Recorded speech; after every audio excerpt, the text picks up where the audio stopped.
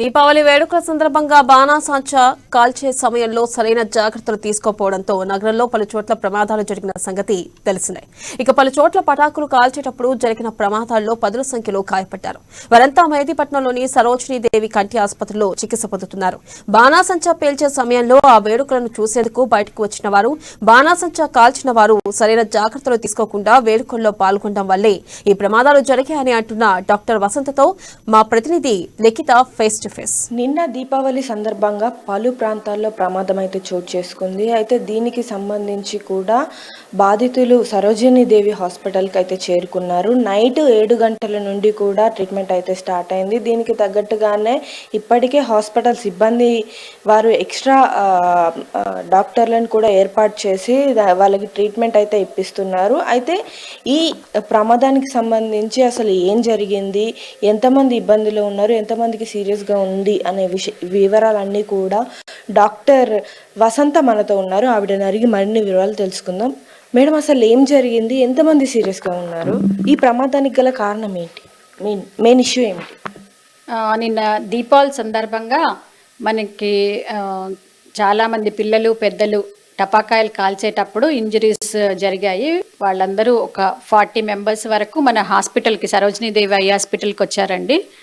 వాళ్ళలో 20 members simple injuries, corneal small defects ఉండే.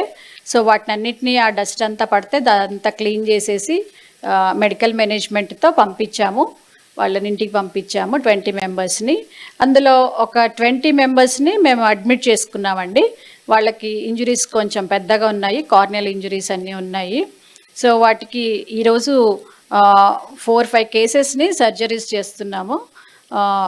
అందులో దాదాపు ఒక 2-3 మెంబర్స్కి కొంచెం సివియారిటీ ఎక్కువ ఉంది. గ్లోబ్ పర్ఫరేషన్, అట్లా ఐ గ్లోబ్ ఇంజరీ ఎక్కువైంది. వాళ్ళందరికీ మల్టిపుల్ సర్జరీస్ అవసరం పడతాయి. వాళ్ళందరికీ బీ స్కాన్ చేయడం కానీ వేరే ఇన్వెస్టిగేషన్స్ చేసుకొని. అంటే వీళ్ళకు ఫ్యూచర్లో మళ్ళీ చూపు వచ్చే అవకాశం ఉందా? చూపుకి ఏదైనా ఇబ్బంది అయ్యే అవకాశం ఉందంటారా? అందరికీ దాదాపు ఇంప్రూవ్ అవుతుందండి, బాగానే ఉంటుంది. బట్ ఒక 1 or 2 మెంబర్స్కి కొంచెం విజన్ లాస్ కొద్దిగా తక్కువ ఉండే అవకాశాలు ఉన్నాయి.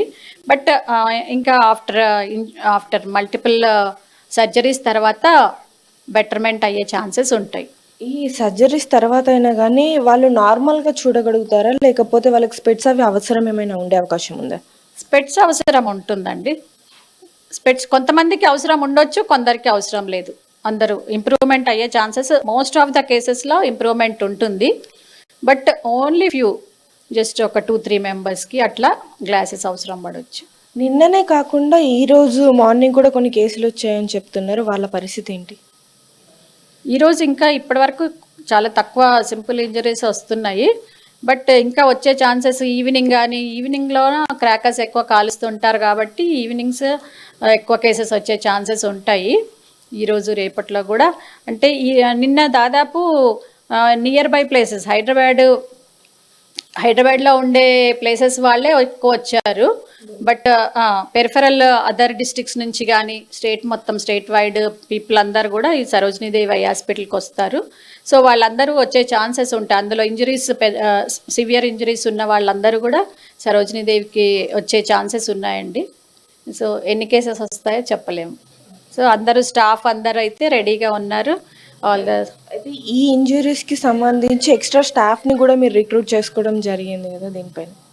రిక్రూట్మెంట్ అని కాదు, most of them are allotted different డ్యూటీస్కి అలాట్ చేసి పెట్టారు. మా సూపరింటెండెంట్ గారు, ఆర్ఎంఓ మేడం గారు అందరూ అన్ని ఎక్స్ట్రా డ్యూటీస్ అన్నీ వేశారు. డాక్టర్స్కి, staff and all staff are doing on duties.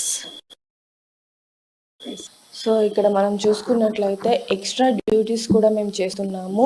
ఇంకా ఎన్ని కేసెస్ వచ్చేది ఉంటాయి అని కూడా భావిస్తున్నట్లుగా డాక్టర్లు చెప్తున్నాము. వచ్చిన వారందరికీ కూడా ఆల్మోస్ట్ అందరికీ ట్రీట్మెంట్ జరుగుతుంది, బాగా జరుగుతుంది. అలాగే కొంతమంది ఒక 4-5 కేసెస్లో మాత్రం సివియర్గా ఉన్నప్పటికీ 2-3 సర్జరీస్ అయితే పడతాయని చెప్తున్నారు. ఈ సర్జరీస్ తర్వాత వారు గ్లాసెస్ని యూజ్ చేయాల్సి ఉంటుంది. అలాగే ఇంకా 2 రోజులు కూడా పండుగ వాతావరణం నెలకొననుంది కాబట్టి ఈ ఈ పండుగ సమయంలోనైనా అంటే ఇప్పుడు ఈవినింగ్ జరిగే పండుగలో కూడా తల్లిదండ్రులు దయచేసి ఇంట్లో పనులు చేసుకోకుండా పిల్లలు బాణాసంచా కాలుస్తున్న సమయంలో వారి పక్కనే ఉండి బాణాసంచా పేల్చడం కావచ్చు, పెద్ద పెద్ద బాంబులు ఏవైతే ఉంటాయో పటాకులు, వాటిని పెద్దవారు మాత్రమే యూజ్ చేస్తూ చిన్నపిల్లలకి క్రాకర్స్ చాలా తక్కువ మోతాదులో పేలేవి, అలాగే నార్మల్గా కాకర పువ్వొత్తులు, చుచ్చుబుడ్డులు ఇలాంటివి కాల్చే సమయంలో పక్కన ఉండాలి, గ్లాసెస్ యూజ్ చేయాలి, అలాగే నీటి సదుపాయం అనేది కూడా దగ్గర పెట్టుకోవాలని కూడా ఇక్కడ డాక్టర్ చెప్పడం జరుగుతుంది. కెమెరా పర్సన్ సాంబశివతో లిఖిత, అమ్మ న్యూస్, హైదరాబాద్.